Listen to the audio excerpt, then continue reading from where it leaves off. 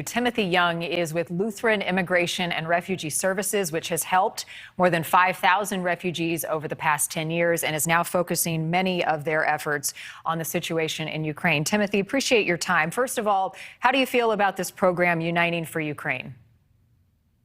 Thanks for having me, Marnie. I think it's a really important step forward. When the president made that commitment to accept 100,000 Ukrainians, there were certainly concerns about how we would get there on really what timeline. And for weeks now, we have been waiting on details of how exactly we'll achieve that commitment. And I think this program is a really important step forward. I think it's important that when we recognize the scale of this crisis, with now more than 5 million Ukrainians who have fled their homeland, that this should be at the very least the bare minimum of what we do. So we're very hopeful that this is a mechanism that can bring folks to safety and really reunite some families who've desperately been seeking to do just that. Some have been critical, Timothy, reading some of the tweets from your organization that the administration had been outsourcing its moral obligation. So you said bare minimum here. What more would you like to see from the Biden administration in terms of helping these people get here safely?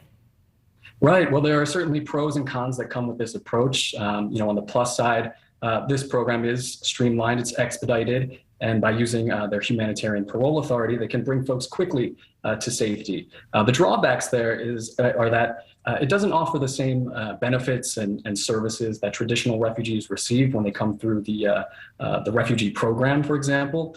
Things like assistance with housing, employment assistance, enrolling children in public school, and a slew of social services that come along with that, which are really important when you've left your country with really little more than what you can carry. You're in a new country, a new culture, a new language. It's really important that we try to make that transition as easy as possible, because it really is no small feat to start over from scratch, really. Right. And with this, the onus is all on the sponsors to foot the bill for as long as it takes, right? How much does that cost?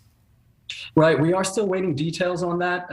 We will know more when the administration sets up what's expected to be an online portal as of next week. But that certainly is a concern, is, folks who might be of lesser means, how will they reach that commitment? How will organizations like ours be able to best serve these folks through essentially, private resources that we'll have to go seek from local communities?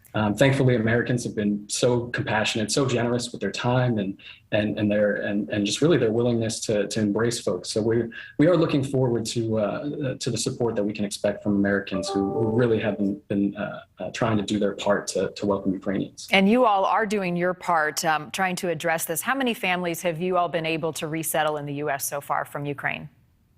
Right. Those numbers have dropped off a bit in recent times. The invasion has really disrupted the resettlement pipeline. But I myself was actually able to attend an airport reunion just a week ago. And honestly, to see the look on people's faces, a grandmother who hadn't seen her grandchildren, 4 of them in nearly 5 years. That's really what this is about. And it's what we want to see more of.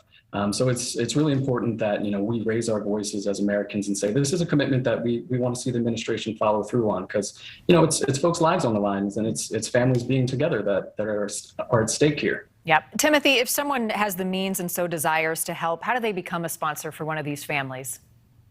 Absolutely. Again, we'll know more information once the administration brings those details, makes those available as of next week. But we are closely monitoring that. We, on our website at lirs.org, have a Ukraine Action Center where folks can go to sign up for updates as soon as that information comes available. Resources that folks can use to advocate to their elected officials, to say this is important to us. Ways to get involved, how to sign up for volunteer opportunities. So we definitely encourage viewers to really engage in the work of welcome, because it takes a village and it takes time to really give these folks a sense of home and community again. Well, the need is there. Timothy, thanks to you and your group for what you're doing. Good to talk to you. Thanks so much for having me, Marty. Thanks for watching. Click the red subscribe button below so you can get more of NewsNation's fact-driven, unbiased coverage.